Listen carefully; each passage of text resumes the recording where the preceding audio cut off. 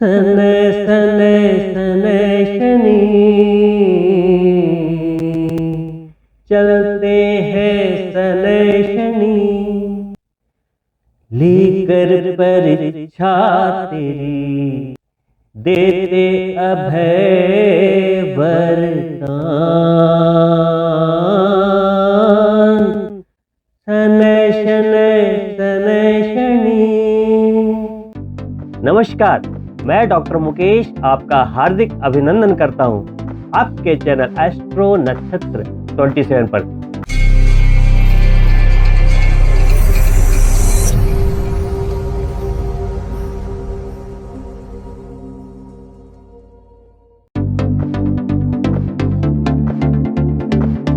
दोस्तों, अभी आपके सामने उपस्थित हुआ हूं कुंभ राशि के जातकों के लिए 7.5 के शिखर चरण की भविष्यवाणी लेकर। दोस्तों, घबरा गए? 17 जनवरी 2023 से 2025 तक शनि आपके जन्म चंद्रमा पर गोचर करेंगे, जिसे शिखर की 7.5 का नाम दिया गया है। लेकिन दोस्तों, घबराने की बिल्कुल आवश्यकता नहीं है। शास्त्रों के अनुसार शनि जब आपके जन्म चंद्रमा पर गोचर करते हैं और वो अपनी राशि में होते हैं, तो उसे पंच महापुरुषों में एक राजयोग, शश राजयोग की संज्ञा दी गई है। और दोस्तों, शास्त्रों में ही लिखा है कि अगर कोई ग्रह अपने राजयोग की स्थिति में होता है, गोचरीय स्थिति में, तो वो अपने नकारात्मक प्रभावों को छोड़कर अपने सकारात्मक प्रभावों को देना प्रारंभ कर देती है।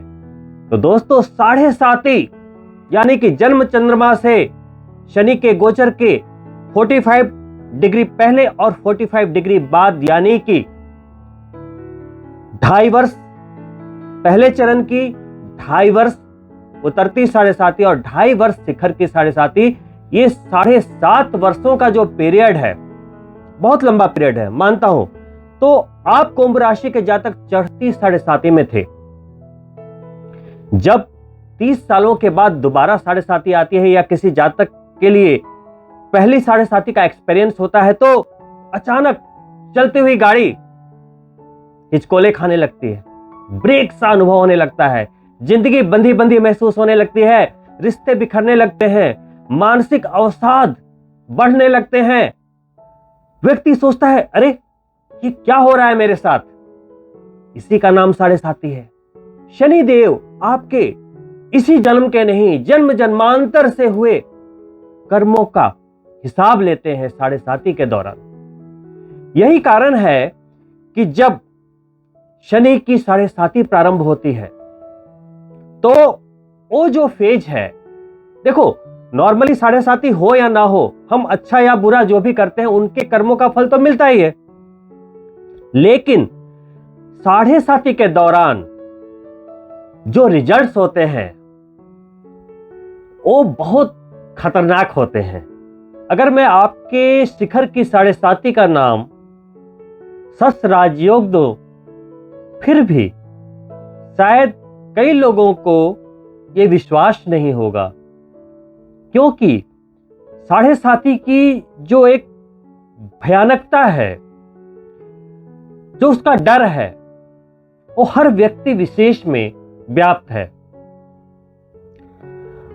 आइए अब जानते हैं कि 7.5 क्या वास्तव में भयानक होती है, या उसके कुछ अच्छे परिणाम भी होते हैं। इसकी गंभीरता को समझाने के लिए मैं आपके सामने कुछ तथ्य रखूंगा। 30 जनवरी 1948 को जब महात्मा गांधी की हत्या हुई, तो उनकी 7.5 चल रही थी। वहीं श्रीमती इंदिरा गांधी ने प्रथम 7.5 के दौर में अपनी माता को खोया। वहीं दूसरी 7.5 के दौर में अपने पिता और पति को खोया। लेकिन साथ ही श्री लाल बहादुर शास्त्री के मंत्रिमंडल में वो मंत्री भी बनी। लेकिन ठीक उसी के विपरीत जब श्री जवाहरलाल नेहरू 1947 में प्रधानमंत्री बने, तो शनिदेव कर्क राशि में गोचर कर रहे थे, यानी कि उनकी 7.5 चल रही थी। वहीं श्रीमती इंदिरा गांधी जब जनवरी 1966 में भारत की प्रधानमंत्री बनी, तब भी उनकी 7.5 चल रही थी। वहीं श्री मोरारजी देसाई के लिए भी 7.5 का वक्त बड़ा फायदे का सौदा साबित हुआ। जी हाँ, वो द्वितीय 7.5 में, सेकंड 7.5 में महाराष्ट्र मंत्रिमंडल में मंत्री पद पे गए। वहीं तीसरी 7.5 के फेज में वो प्रधानमंत्री बने।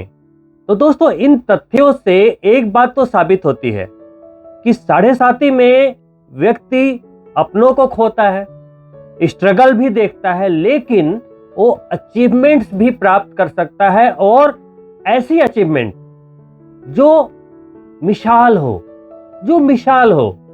तो दोस्तों, 7.5 से इतना भ्रांत होने से अच्छा है कि हम एक बीच का रास्ता निकालें। और बीच का रास्ता क्या है कि देखिए, 7.5 का जो बैड इंपैक्ट होता है या गुड इंपैक्ट होता है, वो कई फैक्टर्स पे डिपेंड करता है। देखिए, अगर आपकी 7.5 चल रही है, जैसे आप कुंभ राशि के जातक हैं, अभी आपकी 7.5 चल रही है, 17 जनवरी को शिखर की 7.5, या यूं कहे तो शस्त्र राजयोग में आप आएंगे। अगर 7.5 ही मानकर चलें, अभी राजयोग की बात ना करें, तो आप इंडिविजुअल जितने भी कुंभ राशि के जातक हैं, आप अपनी महादशा चेक कीजिए। अगर आपकी दशा D1 यानी कि लग्न चार्ट के अनुसार शुभ ग्रह की दशा है, और जन्म पत्रिका में वह ग्रह शुभ गोचरस्थ हो, यानी कि पीड़ित ना हो, निर्बली ना हो, अस्त ना हो, तो आपको 7.5 कोई नुकसान नहीं पहुंचा सकती, अपितु ये लाभ पहुंचाएगी। वहीं जन्म पत्रिका में एक सर्वाष्टक बिंदु होती है। कुंभ राशि जहां नंबर 11 लिखा हो, 7.5 के दौरान द्वादश भाव और द्वितीय भाव, द्वादश प्रथम और द्वितीय चंद्रमा से उन भावों के सर्वाष्टक बिंदु चेक करें। अगर उनमें 30 से ज्यादा बिंदु हैं, तो आपको 7.5 कोई नुकसान नहीं पहुंचाएगी, वरन लाभ पहुंचाएगी। यानी कि जैसे 17 जनवरी को आपके जन्म चंद्रमा पर गोचर होगा शनि का, और अभी हम मानकर चल रहे हैं कि शिखर की 7.5 है। अब आप अपनी पत्रिका में सर्वाष्टक खोलें, जहां नंबर 11 लिखा हो, वहां पे सर्वाष्टक में बिंदु देखें। सर्वाष्टक के बिंदु ऐसे होते हैं, कहीं 30 लिखा होगा, कहीं 35, 36, 28, 20 भी हो सकता है, 19 भी, तो अलग अलग बिंदु होते हैं। वो गोचर के अनुसार वो सर्वाष्टक के बिंदु कैलकुलेट किए जाते हैं, और अगर 28 से ऊपर उसमें बल आ रहा है, यानी कि बिंदु अवेलेबल हैं, तो वो भाव के परिणाम अच्छे हो जाते हैं। तो अगर आपके कुंभ राशि में 11 नंबर में अगर सर्वाष्टक के बिंदु 28, 30 या 30 से अधिक हैं, तो आपको 7.5 से डरने की बिल्कुल भी जरूरत नहीं है। इसी के साथ, चूंकि आप कुंभ राशि के जातक हैं, शनिदेव आपके स्वामी हैं। अब आप जितने भी कुंभ राशि के जातक हैं, उनके लग्न अलग अलग हो सकते हैं। लग्न का मतलब आपकी जन्म पत्रिका में जो पहले भाव में जो नंबर लिखा होता है, 1 लिखा है तो मेष लगन, 2 लिखा है तो वृषभ लगन, 3 लिखा है तो मिथुन, 4 कर्क, 5 सिंह, 6 कन्या, 7 तुला, 8 वृश्चिक, 9 धनु, 10 मकर, 11 आप यानी कि कुंभ, 12 यानी कि मीन। तो अगर आप जन्म पत्रिका खोलेंगे तो पहले स्थान पे जो नंबर लिखा होगा वो आपका लग्न होगा। जातक आप कुंभ राशि के ही हैं, लगन अलग अलग हो सकते हैं, लगन अलग अलग हो सकते हैं जन्म समय के अनुसार। अब D1 चार्ट के अनुसार, लग्न चार्ट के अनुसार, शनि अगर शुभ हैं, आपके बली हैं, या कोई राजयोग बना रहे हैं, तो आपको 7.5 के बुरे परिणाम नहीं प्राप्त हो सकते, नहीं होंगे। लेकिन वहीं अगर वो पीड़ित हैं, सूर्य के साथ पितृदोष बना रहे हैं, या राहु के साथ श्रापित दोष बना रहे हैं, या चंद्रमा के साथ विष दोष बना रहे हैं, तो यह सबसे डेंजरस स्थिति है। अगर इन तीनों में से कोई भी दोष है आपकी कुंडली में, तो आप ये मान के चलिए कि आपके पिछले जन्मों के कर्मों के अनुसार भगवान ने आपका प्रारब्ध लिख दिया है। अब अगर ऐसे दोष कुंडली में है तो साढ़े साथी के दौरान आपको अगर कष्ट हो रहे हैं, विरह है, दुख है, स्ट्रगल है, नुकसान हो रहे हैं, मान सम्मान की हानि, तो कोई ताजुब की बात नहीं है अगर वो योग कुंडली में है, क्योंकि वो प्रारब्ध है आपका, या यूं कहें कि संचित कर्मों का प्रतिफल होता है। सिर्फ इस जन्म के कर्मों का नहीं, जन्म जन्मांतर के कर्मों का फल होता है। समय कैसे करवट लेता है ये आप जानते हैं। जिस भगवान राम को अगले दिन राजगद्दी मिलनी थी, उन्हें वनवास को जाना पड़ा 14 वर्षों के लिए। तो लक्ष्मण वनवास जाते समय श्री राम से बड़े द्रवित होकर, दुखी होकर पूछते हैं कि भैया ये क्या हो गया। तो श्री राम बड़े शांत स्वर में बोलते हैं कि लक्ष्मण, ये हमारे प्रारब्ध की देन है, और प्रारब्ध को हर बुद्धिमान व्यक्ति को हंसते हंसते स्वीकार कर लेना चाहिए, क्योंकि प्रारब्ध से कोई नहीं लड़ सकता। तो दोस्तों, जन्म के साथ ही जो हमारी कुंडली यानी कि होरोस्कोप बनती है, उसमें हमारे प्रारब्ध छिपे होते हैं। यही कारण है कि जन्म के समय सभी जातकों को कुंडली दिखाकर जातक के प्रारब्ध का एक अंदाजा लगा लेना चाहिए कि कब समय अच्छा है, कब बुरा है, कहां सावधानी रखनी चाहिए, कहां अपनी गति बढ़ानी चाहिए। तो दोस्तों, ये जो प्रारब्ध तय होता है कि हमने पिछले जन्मों में क्या कर्म किया, वो जो तय होता है वो हमारी कुंडली में दिखता है। बुरे कर्म, स्ट्रगल, संकट हमारे दोषों के रूप में दिखते हैं। वहीं पे हमारा अच्छा समय, उन्नति, लाभ, शुभ योगों के रूप में दिखते हैं। तो आप जब जन्म कुंडली देखेंगे या किसी एस्ट्रोलॉजर से चेक करवाएंगे, जो कि आपको जरूर करवाना चाहिए सेकंड चरण आने के पहले, ताकि आपकी कुंडली में अगर कोई बुरा दुर्योग भी है प्रारब्धवश, अगर आपने गलती से कोई बुरे कर्म किए हैं पिछले जन्म में, उसके पिछले जन्म में प्रारब्धवश कुछ आ गया, तब भी भगवान ये कहते हैं कि अगर आप नियत से अच्छे हैं, शुभ कर्म करते हैं, अगर आप दोष मुक्ति के संबंधित रेमेडीज करते हैं जो ऋषि मुनियों ने लिखा है, तो आपका बुरा समय अच्छे समय में बदल सकता है। तो संबंधित चीजों को मजबूत करके, अगर दुर्योग है तो उन्हें उनके उपाय करवा के, अगर चंद्रमा कमजोर है तो उसे बलि करके, लग्न कमजोर है तो उसे बलि करके हम साढ़े साथी के नेगेटिव इंपैक्ट से बच सकते हैं। वही दोस्तों, शनि के नक्षत्रों में गोचर के अनुसार भी साढ़े साथी के अच्छे और बुरे रिजल्ट्स में अंतर आ जाता है। तो आपको ये पता होना चाहिए कि 17 जनवरी के बाद 2.5 वर्षों तक शनि किस किस नक्षत्र में गोचर करेंगे। तो शास्त्र कहते हैं कि आपकी जन्म चंद्रमा से 1, 7, 9, 11, 26 और 27वें नक्षत्र में अगर शनि गोचर कर रहे हैं तो वो अशुभ फलदायक होते हैं। अगर ये बात आपको पहले से पता लग जाए, आपका एस्ट्रोलॉजर आपको बता दे कि जी आपके शनि का जो नक्षत्र है जिसमें वो गोचर करेंगे, आपकी जन्म चंद्रमा से 1 है या 7 है या 9 है, 11 है या 26 है या 27 है, तो आपको विशेष रूप से संबंधित रेमेडीज को करके आप उसके नकारात्मक प्रभाव से भी बच सकते हैं। दोस्तों, इसके अलावा अगर आपके लग्नेश की शनि से मित्रता है, तब भी साढ़े साथी के अशुभ प्रभावों में अप्रत्याशित कमी आ जाती है। तो दोस्तों, साढ़े साथी से घबराए नहीं।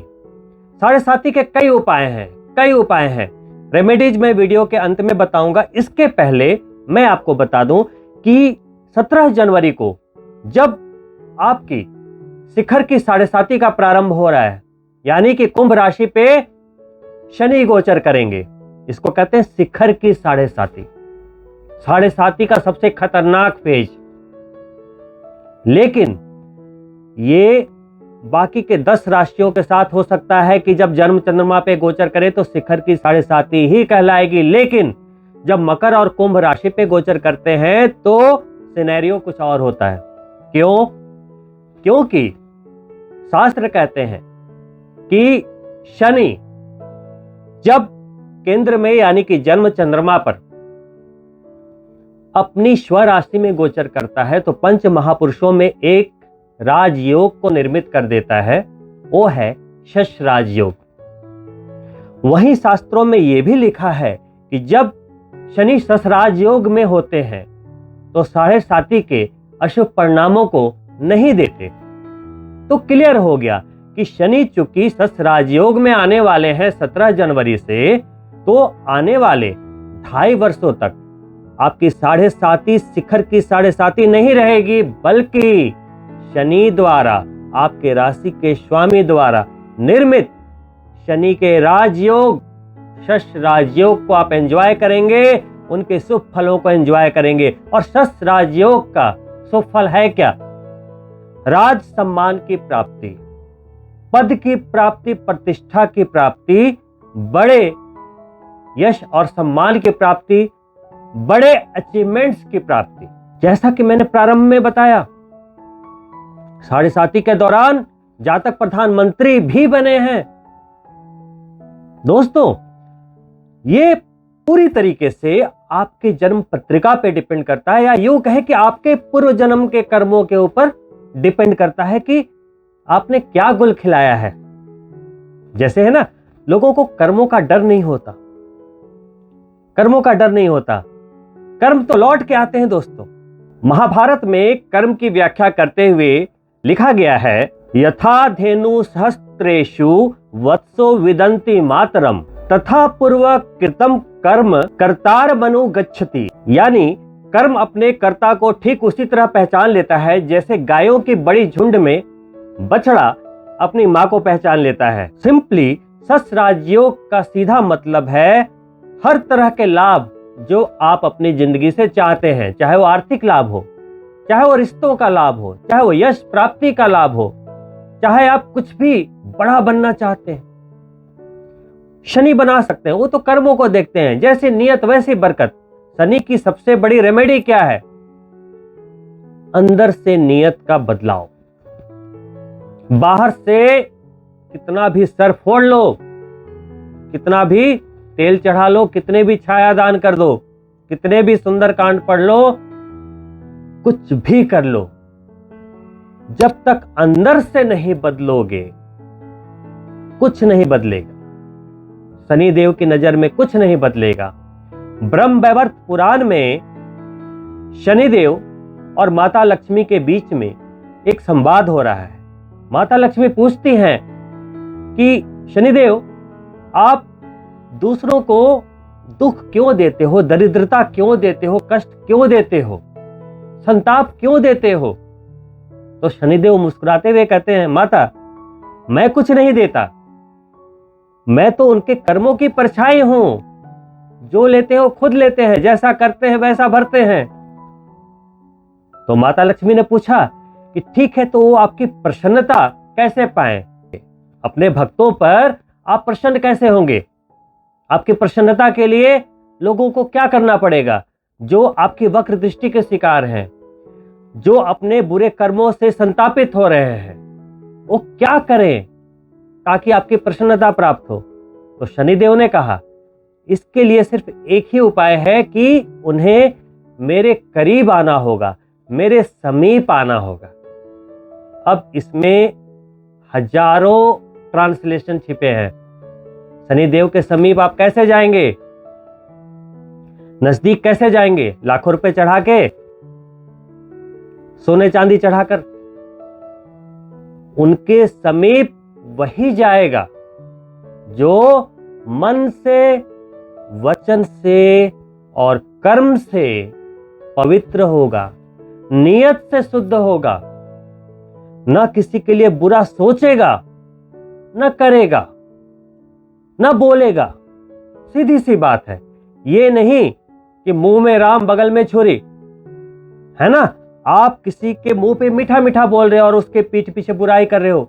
ईर्ष्या करना, चुगली करना, बुरी योजनाएं बनाना, दूसरों के साथ अपशब्द बोलना, सब बंद कर दो। करना क्या है? शनिदेव की समीपता अगर चाहिए तो नियत बदलो, दूसरों के लिए अच्छा सोचो। अगर कोई बुरे दौर से गुजर रहा है दोस्तों, कोई जरूरी नहीं कि आप पैसे से ही उसकी मदद करोगे, मेंटली सपोर्ट करो, उसको इनकरेज करो, लाइफ में आगे बढ़ने के लिए उसे प्रोत्साहित करो। दोस्तों, अगर आप किसी के सुख में नहीं जाते हो तो कोई बात नहीं, लेकिन अगर आप दुख के समय जाकर उसे बस उसके कांधे पर हाथ रख देते हो कि दोस्त मैं हूं तेरे साथ, इससे बड़ा कुछ नहीं। तो शनिदेव की समीपता के लिए कुछ नहीं, 1 रुपया खर्च करने की जरूरत नहीं है, कोई तामझाम की जरूरत नहीं है, कोई तामझाम की जरूरत नहीं है। आप नियत से पवित्र बन जाइए, बस अंदर से बदल जाइए, किसी को दिखावे के लिए नहीं, वो दिखावे के लिए नहीं। दोस्तों, नियत शुद्धि के अलावा अगर आप जनरल रेमेडीज की बात करें तो जब तक 7:30 है दोस्तों, दूध में थोड़ा सा काला तेल मिलाकर, थोड़ी सी मिश्री मिलाकर, वो थोड़ा मीठा हो जाए, हर शनिवार को पीपल में जाकर आप जल अर्पित करें। साथ ही घर में शमी के पौधे को स्थान दें। हर दिन संध्या के समय तिल के तेल का दीपक जलाएं। साथ ही जब आप मंदिर जाएं, खासकर शिव मंदिर, तो आपने देखा होगा शिवलिंग के जस्ट सामने नंदी जी बैठे होते हैं। आप उनके कानों में निवेदन करें कि हे नंदी महाराज, मेरी 7:30 का चरण प्रारंभ है, तो आप भोलेनाथ से मेरे लिए प्रार्थना करो कि वो मेरी पीड़ा का नाश करें। शनिदेव को प्रसन्न करने के लिए मेरा आपसे आग्रह है। आपकी मनोकामना बहुत जल्द पूरी होगी, बहुत जल्द पूरी होगी। इसके अलावा हनुमान जी के मंदिर में जाइए, उन्हें मंगलवार या शनिवार के दिन उनका श्रृंगार करवाइए, चोला वगैरह देकर। आप पंडित से पूछेंगे, वो आपको बता देंगे। श्रृंगार कराएं। शनिवार के दिन पीपल के 11 पत्ते को तोड़कर ले आए, या आप उसके एक दिन पहले भी लाकर घर में रख सकते हैं। जो पीली सिंदूर होती है, जो हनुमान जी को प्रिय है, सिंदूरिया, आप उसमें चमेली का तेल मिक्स करके इस फिंगर से, जिसे चंदन लगाते हैं, चमेली का तेल मिक्स करके आपको क्या लिखना है? राम 11 पे, और उन पत्तों को ऐसे फोल्ड करने के बाद गोल मौली बांध देनी है सभी में। 11 हो गए आपके पास। तत्पश्चात आप इन 11 पत्तों को किसी भी शनिवार के दिन हनुमान जी के चरणों में किसी भी मंदिर में जाकर चढ़ा आए और उनसे विनती करें कि हे प्रभु, आपके परम मित्र शनि भगवान से आप आग्रह करें कि मेरे कष्टों का नाश करें, मुझे आशीर्वाद दें।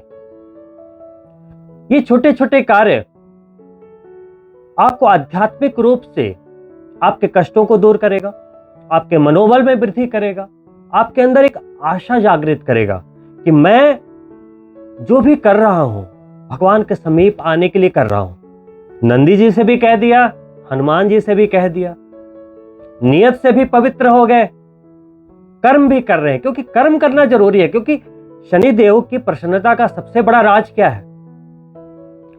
शनिदेव उस व्यक्ति से बड़े प्रसन्न होते हैं जो परिश्रमी है, खूब मेहनत करता है, 24 घंटे में 12 घंटे कम से कम मेहनत करता है, आराम से नहीं बैठता, दिन रात अपने सपनों को पाने के लिए आगे बढ़ता रहता है, योजनाएं बनाता रहता है, अपने परिवार को बेस्ट देना चाहता है।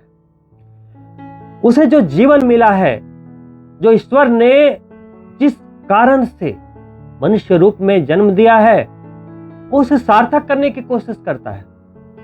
शनि भगवान कर्म फलदाता है, कर्म कर्म कर्म। दोस्तों, इतना छोटा वर्ड है, लेकिन इसे लोग समझना ही नहीं चाहते, समझना ही नहीं चाहते। शनिदेव कर्म फलदाता है। आपको इस भवसागर से पार निकलने के लिए, आपको जीविका चलाने के लिए, आपको इस जन्म में लग्जरी लाइफ एंजॉय करने के लिए वो तो करना ही है, वो तो आपकी मजबूरी है, वो आप खुशी से नहीं कर रहे, वो आप अपने सुख के लिए कर रहे हो। लेकिन भगवान ने जिस प्रारब्ध से आपको जन्म दिया है, आप इतने ज्यादा भौतिकवादी हो जाते हो, इतने मटेरियलिस्टिक हो जाते हो कि आप आध्यात्म को बिल्कुल भूल जाते हो। आपको अपने कर्मों से डर ही नहीं लगता, डर ही नहीं लगता। अरे देखेंगे बाद में। तो भगवान वही तो दिखाते हैं पूरे वक्त के रूप में कि देखो तुम बड़े अभिमानी हो तो मुझे भी तुम्हारा अभिमान चूर करना आता है। घमंड तो साहब रावण का भी नहीं रहा, रावण का भी नहीं रहा। कुछ पाने पर अभिमान न करना और असफलता से निराश ना होना, यही तो आध्यात्मिक संतुलन की निशानी है। अब जरूरत क्या है? आपको एक्शन करने की, काम करने की। लेकिन काम करना ही पर्याप्त नहीं होता सफलता के लिए, उसको एक मैनेज्ड वे में करना होता है। कैसे करें वो आपकी सफलता को तय करती है। गीता में लिखा है दोस्तों, अधिष्ठानं तथा कर्ता कर्णं च प्रतिगिविधम विविधाश्व पृथक चेष्टा दैवं चैवात्र पंचमम। मतलब आधुनिक संदर्भ में अगर बात करें, मैनेजमेंट के टर्म पे बात करें, तो अगर आपको सफल होना है तो यहाँ पे गीता क्या कहती है कि आपको 5 तरीके से तैयार रहना पड़ेगा अपनी सफलता के लिए। पहला क्या है? योजना, स्ट्रैटेजी। दूसरा कौन है? आप, यानी कि योजनाकार, स्ट्रैटेजी को बनाने वाला तो आप स्वयं हैं, आपकी स्ट्रैटेजी है। तीसरा क्या है? कार्य करने का साधन, यानी कि जो आप एक्शन करेंगे, जो आप जिसके लिए स्ट्रैटेजी बना रहे हैं या जो आपका लक्ष्य है, अब आप किस कार्य के जरिए आप उसे प्राप्त करेंगे। ध्यान दीजिएगा। चौथा सबसे इंपॉर्टेंट है कार्य करने की शैली, हाउ टू डू, यानी कि योजना, योजनाकार, साधन और कार्य करने की शैली। और पांचवा क्या है? प्रारब्ध, जिसके बारे में मैंने स्टार्टिंग में बताया कि आपका प्रारब्ध क्या है। यानी कि अगर मैंने सोचा कि मुझे 1000 करोड़ कमाना है, सोच तो लिया, स्ट्रैटेजी भी बना ली, काम भी कर रहा हूं, मेरे पास साधन भी है, सब कुछ है, लेकिन अगर मेरे प्रारब्ध में लिखा होगा कि 1000 करोड़ नहीं 5000 करोड़ कमाएगा, तो सब कुछ सफलता की ओर एकदम चलता जाएगा जैसा मैंने सोचा। लेकिन इसके विपरीत किसी भी ऋणानुबंध के कारण, पुराने जन्मों के कर्म के कारण भगवान ने प्रारब्ध में लिखा ही नहीं है कि यह बंदा 1000 करोड़ कमाएगा। तो चाहे मेरी योजना कितनी भी शानदार हो, चाहे मेरा एक्शन कितना भी शानदार हो, चाहे वो साधन कितना भी मजबूत हो, प्रारब्ध के आगे नहीं चलेगी। जो श्री राम ने लक्ष्मण को कहा, तो बुद्धिमान मनुष्य को क्या करना चाहिए? उसे स्वीकार कर लेना चाहिए। लेकिन दोस्तों, अगर आप यहां पे थोड़ी सी गंभीरता से सोचें, तो शास्त्रों में यह भी लिखा है कि आप भगवान के द्वारा दिए गए प्रारब्ध को अपने दृढ़ संकल्प और अपने सात्विक कर्मों के द्वारा, अपनी नियत के द्वारा चाहो तो बदल सकते हो। शर्त सिर्फ इतनी है कि आपका वो जो ऋणानुबंध है वो उतना गहरा ना हो। आप जो आपके दुश्मन, जो आपके रिश्तेदार, जो आपके फ्रेंड्स आपके खिलाफ बोले, आपसे जले, आप उसे ईंधन के रूप में काम लाओ, अपनी कामयाबी का ईंधन बनाओ, उसे और अपने आंच को तेज करो, आप और मेहनत करो। अच्छा ऐसा बोला था तूने, ऐसा बोला था, जवाब दो उन्हें सफल होके। किसी से लड़ने की जरूरत नहीं, किसी को कुछ बोलने की जरूरत नहीं। आपकी सफलता उनके मुंह पे सबसे बड़ा तमाचा होगी जिन्होंने आपके कमजोर वक्त में आपका मजाक उड़ाया था, और आप साबित कर देंगे कि success is the best revenge. और अंत में दोस्तों, मेरी शुभकामनाएं हैं कि आप भी अपने लाइफ की एक रोमांचक स्टोरी खुद लिखें जो दूसरों के लिए मिसाल बने। मेरा ये वीडियो बनाने का सिर्फ एक ही मकसद है कि आपके मन से 7.5 के डर को दूर निकालना। अगर मैं थोड़ा भी इसमें कामयाब हुआ हूं तो सब्सक्राइब करना ना भूलें। अच्छा लगा वीडियो तो लाइक करें और अपने मित्रों के लिए शेयर भी करें। बहुत ही जल्द मिलता हूं दूसरे वीडियो में, तब तक के लिए नमस्कार मित्रों।